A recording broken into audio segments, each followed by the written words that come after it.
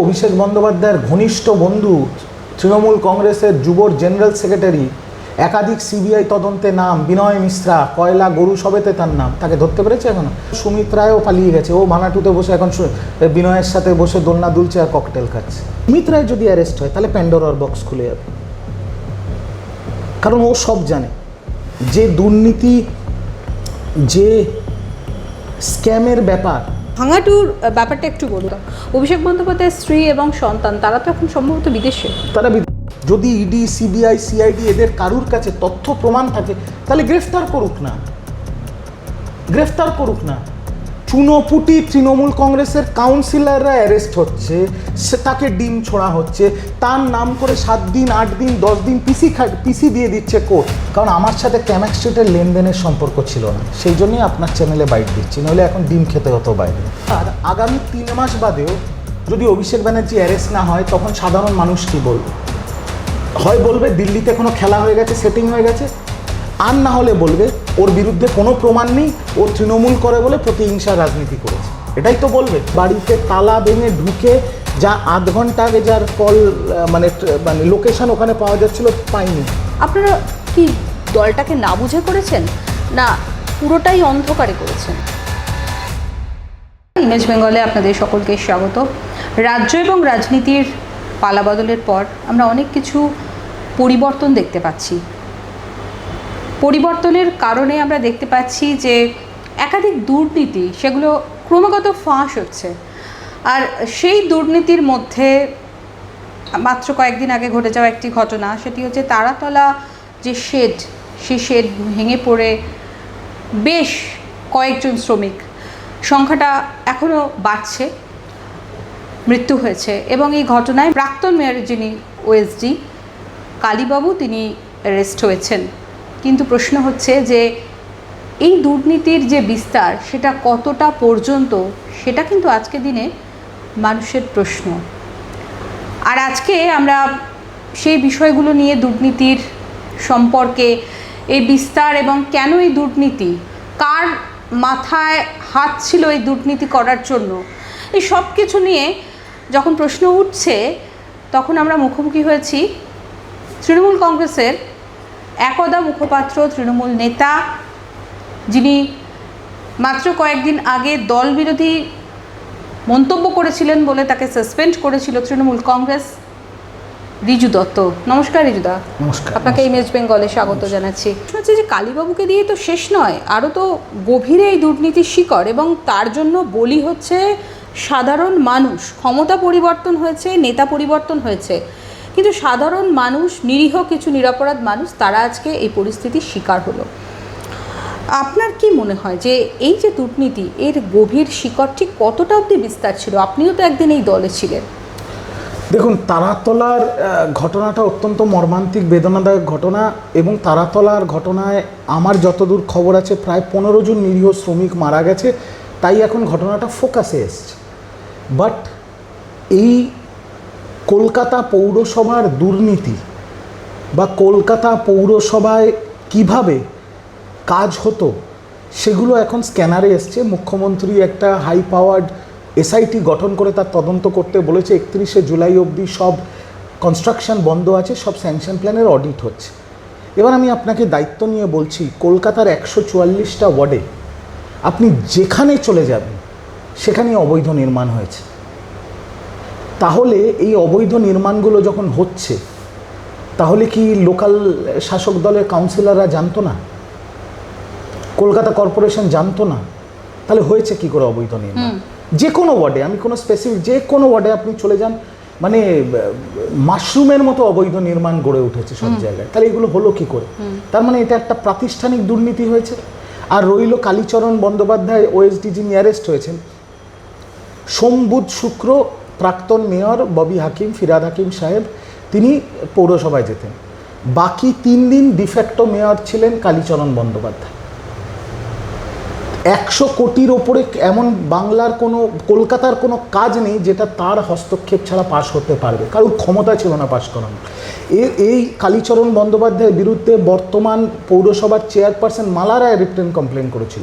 এই কালীচরণ বন্দ্যোপাধ্যায়ের বিরুদ্ধে অভিষেক বন্দ্যোপাধ্যায়ের অফিস থেকে শেক্সপিয়ার থানায় এফআইআর রুজু হয়েছিল সিন্ডিকেটের জন্য, তোলাবাজির জন্য, কিন্তু হয়নি তো তারপরে কিছুই। তো এটা তো একটা প্রাতিষ্ঠানিক দুর্নীতি। আজকে কিছু অবৈধ নির্মাণ বুলডোজার দিয়ে ভাঙা হচ্ছে, কিন্তু অবৈধ নির্মাণ যদি এখন বুলডোজার দিয়ে ভাঙা শুরু হয় সারা বাংলায়, তা অর্ধেক কলকাতা শহর খালি হয়ে যাবে।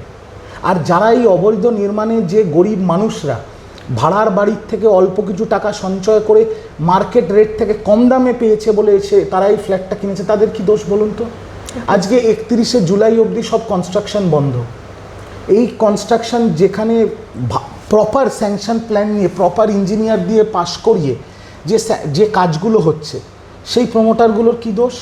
এবং এই কলকাতা পৌরসভার বিস্তীর্ণ অঞ্চল জুড়ে যে গরিব শ্রমিকরা, মানে যারা কাঠের কাজ করে, রাজমিস্ত্রি, যারা সিমেন্টের কাজ করে, যারা মার্বেলের কাজ করে, তারাও তো একটা মাস তাদের কোনো আয় নেই। তো কিছু লোকের জন্য গরিব মানুষ সাফার করছে। মুখ্যমন্ত্রী যে পদক্ষেপটা নিয়েছেন সেটা ইতিবাচক পদক্ষেপ, নইলে আরও এরকম বেদনাদায়ক ঘটনা সামনে আসতে পারে বা হতে পারে আগামী দিনে। তারাতলাটা মানুষের চোখে আঙুল দিয়ে দেখিয়ে দিয়েছে কিভাবে কলকাতা পৌরসভা চলত। একদম।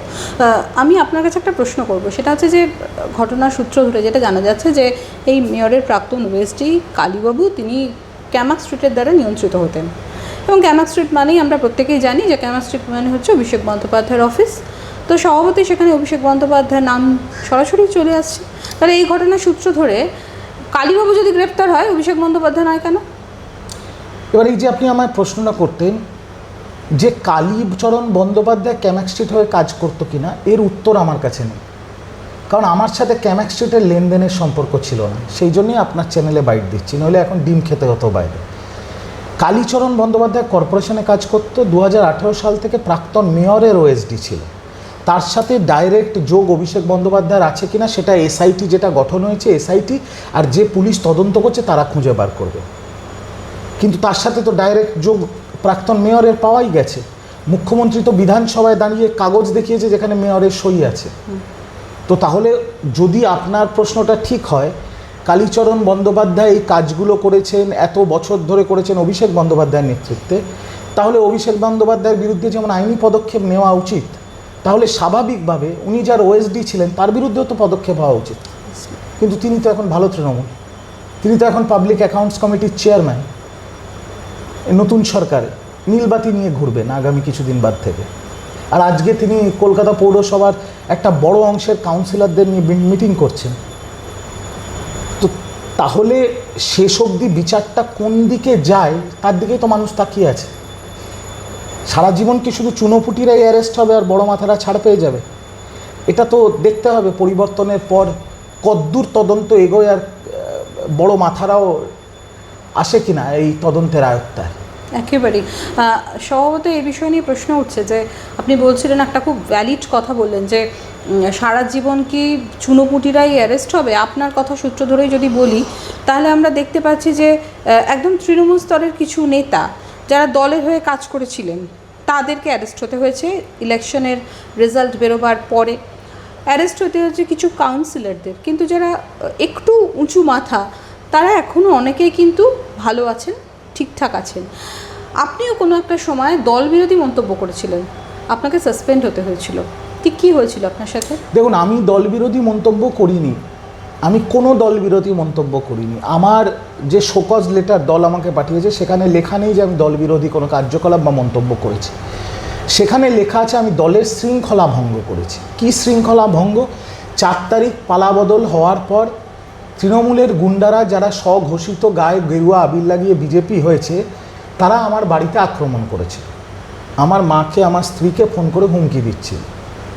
তো সেই সময় আমি তৃণমূল কংগ্রেসের সকল শীর্ষ নেতৃত্বকে ফোন করি, অধিকাংশের ফোন সুইচ অফ আর কেউ ফোন ধরেনি। কিন্তু এত বছর তৃণমূল কংগ্রেসের জাতীয় মুখপাত্র থাকার সুবাদে আমার দিল্লি এবং বঙ্গ বিজেপির শীর্ষ নেতৃত্বের সাথে একটা ব্যক্তিগত পরিচয় আছে। আমি তাদের ফোন করি, তারা দুটো রিংয়ের মধ্যে ফোন ধরে এবং তারা আমার যে এখন আমি যে বিধানসভায় থাকি, আমার বিধায়ক যিনি বিজেপির বিধায়ক, তিনি আমার পরিবারকে সুরক্ষা দেন। তো তার জন্য আমি 7ই মে একটা ভিডিও করে তাদের এই উদারতার জন্য, সৌজন্যের খাতিরে তাদের ধন্যবাদ জানায়, সেটা নাকি মহাপাপ, সেই জন্য আমাকে দল থেকে সাসপেন্ড করা হয়েছে। শৃঙ্খলা ভঙ্গের অভিযোগে আপনাকে এই সিদ্ধান্ত নিল দল। আদৌ কি এই দলটার মধ্যে কোনো শৃঙ্খলা ছিল? যদি শৃঙ্খলা থাকতো তাহলে কি আজকে এত দুর্নীতি, পাহাড় প্রমাণ দুর্নীতি এইভাবে হতে পারতো? না না, শৃঙ্খলা ছিল। শৃঙ্খলাটা ছিল হচ্ছে, যদি আপনি হিটলারি শাসনকে শৃঙ্খলা বলেন তাহলে তো শৃঙ্খলা ছিল। অভিষেক ব্যানার্জি যেভাবে দল চালাচ্ছিল 2021-এর পর থেকে, যখন মমতা বন্দ্যোপাধ্যায়ের আর দলের ওপরে সেই কন্ট্রোলটা ছিল না, তখন তো হিটলারি শাসন চলতো। উনি বা ওনার অফিসে যা বলা হবে সেটাই বেদবাক্য। এবার এটাকে যদি শৃঙ্খলা মনে করেন, শৃঙ্খলা, গণতন্ত্র ছিল না, এই চাবুক মেরে লোককে দিয়ে কাজ করানোর প্রথা ছিল। কি হতো রিজুবাবু, আমি আপনার কাছে একটু জানতে চাইছি। হতো মানে হচ্ছে যে আজকে যে কথা রিজু দত্ত 9 মে বলেছিল, আজকে সেই কথা তো সব সাংসদ, সব বিধায়করা বলছে। প্রথম মুখ আমি খুলেছিলাম। তো সেই হতোটা কি? দলে কোনো গণতন্ত্র ছিল না, দলে কথা বলার কোনো জায়গা ছিল না। দলটাকে দায়িত্ব নিয়ে পঞ্চায়েত, জেলা পরিষদ এবং বিধানসভার টিকিট পর্যন্ত টাকার বিনিময়ে আইপ্যাক বিক্রি করে দিয়েছিল পুরো তৃণমূল কংগ্রেস দলটাকে। কিন্তু কারুর বলার ক্ষমতা ছিল না, কারণ অভিষেক ব্যানার্জি ওদিকেও পৌঁছতে পারবে না। আর অভিষেক ব্যানার্জির আত্মসহায়ক সুমিত রায় যে এখন ফেরার, এরকম আরও কিছু খলিফা ছিল তার অফিসে, তারা তার অর্ডার বলে দিত। আর সে অর্ডার ফলো করতে হবে। অর্ডার ফলো না করলে আপনাকে হয় দলে বসিয়ে দেবে, আর যদি আপনি মনে করেন যে আপনি দলে বসবেন না, আপনি দল ছেড়ে বেরিয়ে যাবেন, তাহলে আপনার আর আপনার পরিবারের ওপরে আর্মস কেস, গাঁজা কেস লাগিয়ে আপনাকে জেলে ঢুকিয়ে দেওয়া হবে। এই তো পরিস্থিতি ছিল তৃণমূল কংগ্রেস। পালা বদল হওয়ার পরে অনেক দল জেতে, অনেক দল হারে। এইভাবে তো কোনো দল ভেঙে গুঁড়িয়ে যায় না। আর সবাই তো একটাই কথা বলছে, এই যে ভয়ের পরিবেশ ছিল পুরো দলের মধ্যে। আর বাংলায় লোকে বলে বাংলায় ভয়ের পরিবেশ ছিল তৃণমূল আমলে। আপনারা কল্পনাও করতে পারবেন না তৃণমূল আমলে তৃণমূল কর্মীদের মধ্যে কতটা ভয়ের পরিবেশ ছিল। আপনি তো দলের মুখপাত্র ছিলেন, সেই পরিপ্রেক্ষিতে আপনাকে একটা প্রশ্ন করি। এই যে সুমিত রায়, যার কথা বারবার উঠে আসছে, তিনি আগাম জামিনের আবেদন করেছিলেন, কিন্তু সেই আবেদন প্রত্যাহার করে, নাকচ করে দিয়েছে হাইকোর্ট। অন্যদিকে যেটা জানা যাচ্ছে যে সুমিত রায়ের বিরুদ্ধে লুকআউট নোটিশ জারি করা হয়েছে। যদি এই সুমিত রায় রাজসাক্ষী হন বা হয়ে যান, তিনি তো অভিষেক বন্দ্যোপাধ্যায়ের আত্মসহায়ক ছিলেন, তাহলে কি হতে পারে? সুমিত রায়কে রাজসাক্ষী করার আগে তো সুমিত রায়কে ধরতে হবে, অ্যারেস্ট করতে হবে। লুকআউট নোটিশটা একটু পরে বেরিয়েছে। এর আগে তো অভিষেক বন্দ্যোপাধ্যায়ের ঘনিষ্ঠ বন্ধু, তৃণমূল কংগ্রেসের যুব জেনারেল সেক্রেটারি, একাধিক সিবিআই তদন্তে নাম, বিনয় মিশ্রা, কয়লা গরু সবেতে তার নাম, তাকে ধরতে পেরেছে এখনো? সে তো ভানাডুতে বসে ককটেল খাচ্ছে। আমার তো মনে হয় সুমিত রায়ও পালিয়ে গেছে, ও ভানাডুতে বসে এখন বিনয়ের সাথে বসে দোলনা দুলছে আর ককটেল খাচ্ছে। আগে তো সুমিত রায়কে অ্যারেস্টটা করতে হবে। পাগলের মতো সিআইডি এসটিএফ খুঁজছে, পাচ্ছে না কেন সুমিত রায়কে? আপনি বলছেন তিনি দেশে নেই?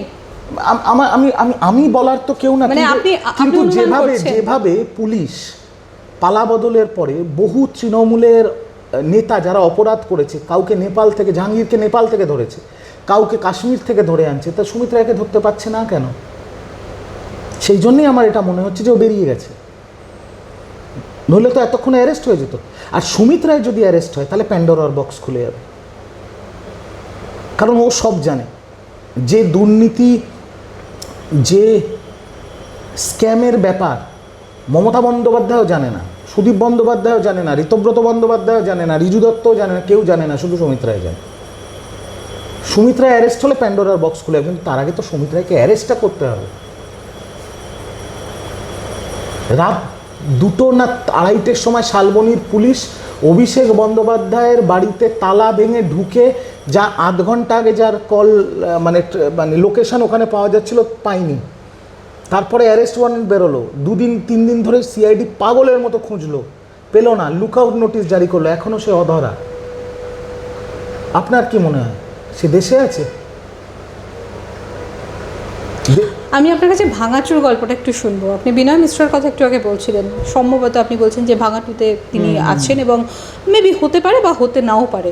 এই ভাঙাটুর ব্যাপারটা একটু বলুন। না, এখানে দেখুন, এটা শুধু রাজনীতিবিদরা না, যে রাজনীতিবিদদের কাছে একটা বিপুল পরিমাণের অর্থ আছে, তার সাথে কলকাতায় আমরা বসে আছি, কলকাতার বহু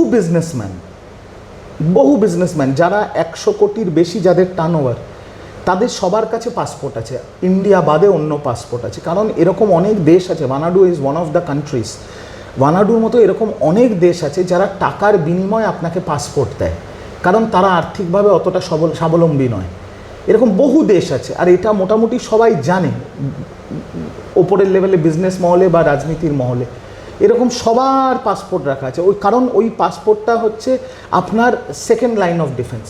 যেভাবে নীরব মোদী পালিয়ে গেছে, যেভাবে বিজয় মালিয়া পালিয়ে গেছে, যেভাবে মেহুল চোকসি পালিয়ে গেছে, মানে আপনি একটা ধরুন যে নম্বরগুলো, অঙ্কগুলো বেরিয়ে আসছে, এগুলো তো আমাদের সাধারণ মানুষের কল্পনার বাইরে। সাধারণ মানুষ তাদের সারা জীবনে 1 কোটি টাকা কোনো দিন দেখতে পায় না, আর এখানে বলছে কয়েক হাজার কোটি টাকার স্ক্যাম। তো সেই 1000 কোটি টাকার স্ক্যামে আপনাকে পুলিশ ধরবে, আপনি জেল খাটবেন, আপনি 10 বছর জেলে থাকবেন, ইডি চলবে, সিবিআই চলবে, ইত্যাদি চলবে। তার থেকে 3-4 কোটি টাকা দিয়ে একটা কোনো এরকম একটা ছোট্ট দেশের পাসপোর্ট আপনি নিয়ে রেখে দিলেন, রাত্রেবেলা লুকআউট নোটিশ জারি হওয়ার আগে পাসপোর্ট করে বেরিয়ে গেলেন। আজকে এই দেশগুলোকে বলা হয় নন এক্সট্রাডিশন কান্ট্রিজ, যাদের সাথে ভারতের চুক্তি নেই, যে কোনো অপরাধী ভারতবর্ষের দেশের যদি রাষ্ট্র অপরাধী যদি সেই দেশে লুকিয়ে থাকে, তাদের ভারতবর্ষ ফেরত আনতে পারবে না যতক্ষণ না সেই দেশ সম্মতি দেবে তাকে ফেরত দেওয়ার জন্য।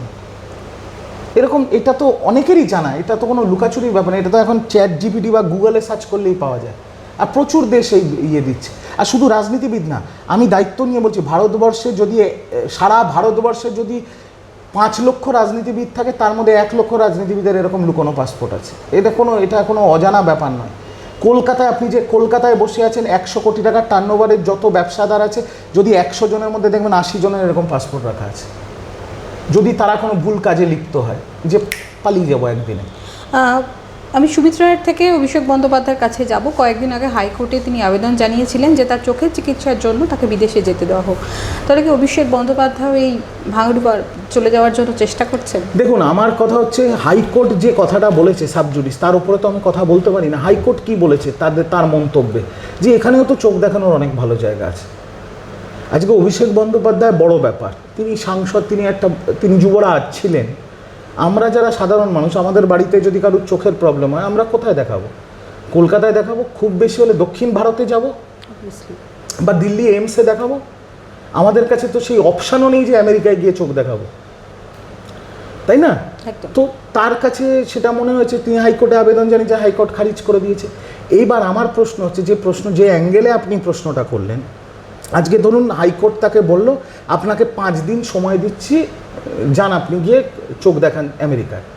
এবার তিনি আমেরিকায় গেলেন 5 দিনের জন্য, রিটার্ন টিকিটও জমা দিলেন, সব কিছু জমা দিলেন। এবার তিনি আমেরিকায় চোখ দেখাতে গেলেন, দিয়ে ওখান থেকে চলে গেলেন ভানাডু। হাইকোর্ট ধরবে না ভারতবর্ষের পুলিশ ধরবে, না বাংলার পুলিশ ধরতে পারবে? আমি বলছি না তিনি করবেন, বাট করতে চাইলে তো করতেই পারেন, তাই নয় কি? অবশ্যই অবশ্যই। তাহলে একদম। অভিষেক বন্দ্যোপাধ্যায়ের স্ত্রী এবং সন্তান, তারা তো এখন সম্ভবত বিদেশে। তারা বিদেশে আছে, হ্যাঁ, হাইকোর্টের পারমিশন নিয়ে গেছে। এটাও আমি আপনার চ্যানেলে বলছি, এমনি যায়নি। হাইকোর্টে আবেদন করেছে, হাইকোর্ট পারমিশন দিয়েছে, কারণ তার বাড়ি তো সেলফি পয়েন্ট হয়ে গেছিল। সেই ভিত্তিতে যে আমরা কিছুদিন এখান থেকে চলে যেতে চাই, যেভাবে জনরোষ আমাদের বাড়ির সামনে আছড়ে পড়ছে, হাইকোর্ট তাদের পারমিশন দিয়েছেন। হাইকোর্টের থেকে পারমিশন নিয়ে তারা ভিসা নিয়ে দেশের বাইরে চলে গেছে। এই যে দেশের বাইরে গেছেন, তার স্ত্রী বা তার ছোট ছোট বাচ্চারা তো কোনো দুর্নীতি বা কোনো অকাজ কুকাজের সাথে জড়িত নয়। এবার তারা যে বাইরে গেছেন, তারা তো নাও ফেরত আসতে পারেন, দেশে নাও ফেরত আসতে পারেন। তো তারা বিদেশে আছেন, আসবেন না সেটা সময় বলবে। একেবারেই। কিন্তু প্রশ্ন হচ্ছে যে একটা জায়গায়, যে অভিষেক বন্দ্যোপাধ্যায়ের সঙ্গে যেসব দুর্নীতির নাম জড়িয়ে গেছে বা জড়িয়ে যাচ্ছে, অভিষেক বন্দ্যোপাধ্যায়ের গ্রেপ্তার নিয়ে আপনার কি মনে হয়? আপনি একটা খুব প্রাসঙ্গিক কথা বলেছেন একটু আগে, যে যারা ছোট নেতা, তারা চুনোপুটি, তারা অ্যারেস্ট হচ্ছে, কিন্তু বড় মাথা, যেখানে আমরা প্রত্যেকে জলের মতো পরিষ্কার আমরা দেখতে পাচ্ছি, জানতে পারছি, কারণ সুপার পাওয়ারের নির্দেশ ছাড়া তো এরা কাজ করেনি, কোনো একটা নির্দেশে তো কাজ করেছে। এবার আমার আপনাকে প্রশ্ন, অভিষেক বন্দ্যোপাধ্যায়কে যে সংস্থা, তদন্তকারী সংস্থা, যে অভিযোগে হাজিরা দিতে ডাকছে, আপনার যদি নাম তাতে থাকতো বা আমার যদি নাম তাতে থাকতো, এতদিন তো আমরা প্রেসিডেন্সিতে থাকতাম। বা আপনার যে দর্শকরা এই কথোপকথনটা দেখবে, তাদের নাম থাকলে তারা তো সব হাজতে থাকতো এতদিন। থাকতো কি থাকতো না? থাকতো, একেবারেই থাকতো, কারণ 11 ঘন্টা জিজ্ঞাসাবাদের শুধু তাই নয়, ছেড়ে দিন, গরু পাচার কার নাম উঠে এসছে? অভিষেক ব্যানার্জি। কয়লা পাচার অভিষেক ব্যানার্জি। বালি চুরি অভিষেক ব্যানার্জি। শিক্ষক দুর্নীতি অভিষেক ব্যানার্জি। বিধায়কদের সৈনকল অভিষেক ব্যানার্জি। ডায়মন্ড হারবারে 4টে এফআইআর নতুন হয়েছে। আমফান কেলেঙ্কারি অভিষেক ব্যানার্জি। জমির মাটি চুরি অভিষেক ব্যানার্জি। সবে তো বিদ্বেষমূলক বক্তব্য, ডিজে বাজানোর মন্তব্য, সেটাও তো সিআইডি তদন্ত করছে অভিষেক ব্যানার্জি। তাহলে অ্যারেস্ট হচ্ছে না কেন? আমি আপনার চ্যানেলে একটা স্পষ্ট কথা বলছি, এখন না পুরো ব্যাপারটা এই তদন্তকারী সংস্থা ইডি, সিবিআই আর সিআইডির মান সম্মানের ওপর চলে এসছে। আজকে এই যে সামান খেলা হচ্ছে, এই যে হাজিরা খেলা হচ্ছে, আর বড় বড় টিভির চ্যানেলরা অভিষেক ব্যানার্জি বাড়ির থেকে বেরোলো, অভিষেক ব্যানার্জি ভবানী ভবনে ঢুকলো, 8 ঘন্টা জেরা হয়ে গেল, 9 ঘন্টা হয়ে গেল, 10 ঘন্টা হয়ে গেল, তারপর আবার উনি কালো গাড়ি করে বেরিয়ে চলে গেলেন। এই নাটক তো আমরা রোজ দেখছি, আপনার দর্শকরাও দেখছে। এবার আগামী 3 মাস বাদেও যদি অভিষেক ব্যানার্জি অ্যারেস্ট না হয়, তখন সাধারণ মানুষ কি বলবে? হয় বলবে দিল্লিতে কোনো খেলা হয়ে গেছে, সেটিং হয়ে গেছে, আর না হলে বলবে ওর বিরুদ্ধে কোনো প্রমাণ নেই, ও তৃণমূল করে বলে প্রতিহিংসার রাজনীতি করেছে। এটাই তো বলবে। একদম। আমি তো অনেক চ্যানেলে বলেছি, আপনার চ্যানেলেও বলছি, যদি ইডি, সিবিআই, সিআইডি এদের কারুর কাছে তথ্য প্রমাণ, গ্রেফতার করুক না। চুনোপুটি তৃণমূল কংগ্রেসের কাউন্সিলররা অ্যারেস্ট হচ্ছে, সে তাকে ডিম ছোড়া হচ্ছে, তার নাম করে 7 দিন, 8 দিন, 10 দিন পিসি দিয়ে দিচ্ছে কোর্ট। আর তারাতলার এই এত মর্মান্তিক ঘটনায় যে প্রাক্তন মেয়রের নাম সইতে আছে, প্ল্যানের সইতে আছে, যেটা মুখ্যমন্ত্রী বিধানসভায় দেখিয়েছে, তার বিরুদ্ধে পদক্ষেপ হবে না। ইডি, সিবিআই, সিআইডি বারবার হাজিরার জন্য ডাকবে, সামান পাঠাবে, অভিষেক বন্দ্যোপাধ্যায় হাজিরাতে যাবেও, তারপরেও কোনো পদক্ষেপ হবে না। শুধু কাউন্সিলর, কোথাকার কোনো যুবনেতা, কোথাকার কোনো ছাত্রনেতা। কেন? কারণ এরা সফট টার্গেট। এটা তো দেখছে মানুষ। প্রশ্ন হচ্ছে, মানুষ কি এই পরিবর্তনটাই চেয়েছিল? এই পরিবর্তনটাই চেয়েছিল?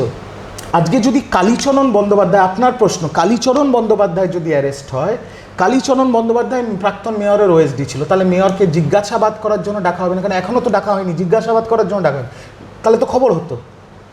আর মুখ্যমন্ত্রী বিধানসভায় দাঁড়িয়ে বলেছেন ক্যাম্যাক স্ট্রিটের কালী, তো ক্যাম্যাক স্ট্রিট তো অভিষেক ব্যানার্জির অফিস, তাহলে অভিষেক ব্যানার্জিকে অন্তত জিজ্ঞাসাবাদের জন্য ডাকা হলো না কেন? এই প্রশ্নগুলো কি উঠবে না? আজকে আমার গায়ে তো কোনো রং নেই, আমায় তো তৃণমূল তাড়িয়ে দিয়েছে, আমি তৃণমূল না, আমি তো বিজেপি, কংগ্রেস বা অন্য দল জয়েনও করিনি, আমি তো আপনার মতো একজন সাধারণ ব্যক্তি। এগুলো সাধারণ মানুষের প্রশ্ন, সাধারণ মানুষের প্রশ্ন। যে আবারও তাহলে ওই আগের সরকারের মতো 15 জন নিরীহ শ্রমিক মরে গেছে, কিছুদিন তদন্ত কমিটি গঠন হবে, তদন্ত হবে, কোর্টে যাবে, এই যাবে, তারপর যে কেসে একই গল্প। কিছু চুনোপুটি ওই লেবার কন্ট্রাক্টর, ইঞ্জিনিয়ার, এইগুলো এদের অ্যারেস্ট করা হয়েছে। Where is the accountability? আজকে যেমন আপনাকে একটা উদাহরণ দিচ্ছি, আগামীকাল মহারাষ্ট্রে টেট পরীক্ষা ছিল, 4,86,000 শিক্ষক সেখানে পরীক্ষা দেওয়ার কথা। আজকে সেই পরীক্ষা বাতিল হয়ে গেছে, কারণ পেপার লিক হয়ে গেছে। একদম। কিছু এফআইআর হবে, কিছু ইনভেস্টিগেশন হবে, যারা পেপার লিক করেছে কিছু এদিক ওদিক অ্যারেস্ট হবে। অ্যাকাউন্টেবিলিটিটা কোথায়?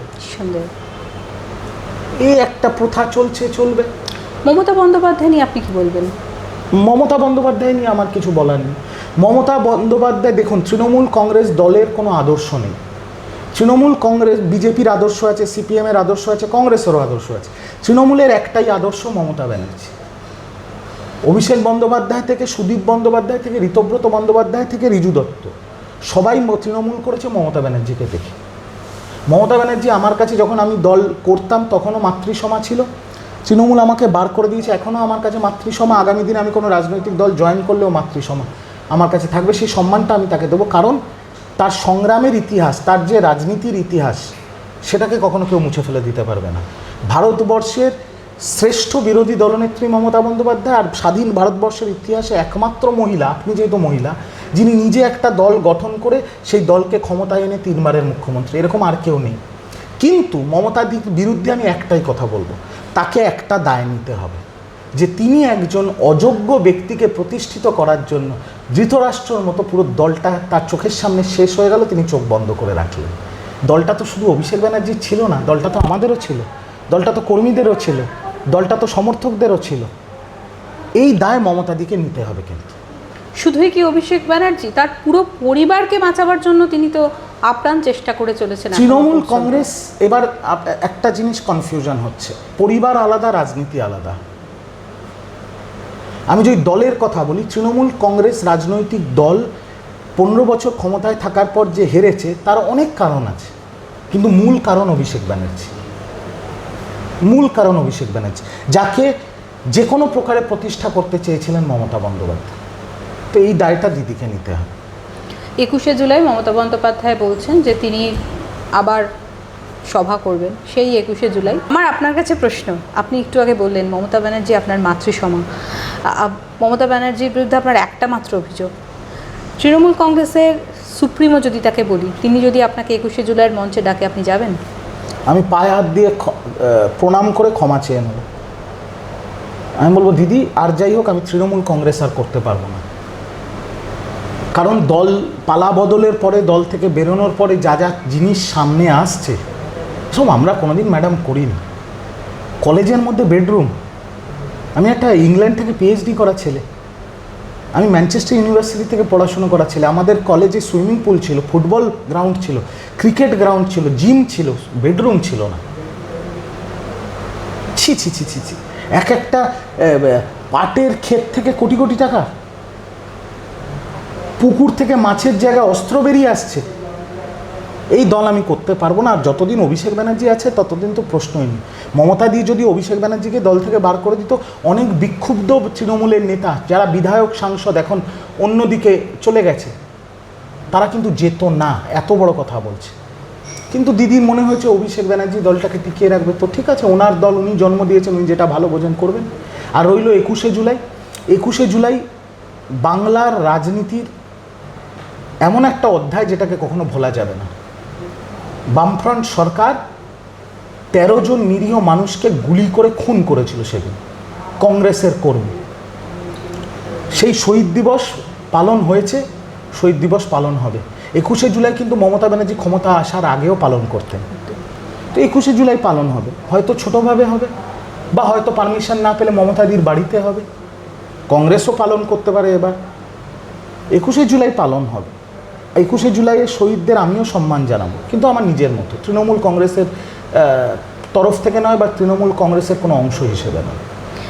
ঋজুবাবু, আমার আপনার সাথে কথা বলে ভীষণ ভালো লাগছে যে আপনি একটা খুব সুন্দর কথা বলেন, যে আপনার ব্যাকগ্রাউন্ড আমরা জানি, আপনার মা একজন স্বনামধন্য চিকিৎসক, আপনার বাবাও চিকিৎসক ছিলেন, আপনি নিজে এখন স্বাস্থ্য ভবনে রয়েছেন বিশেষ দায়িত্বে, আপনি ম্যানচেস্টার ইউনিভার্সিটি থেকে পিএইচডি করেছেন।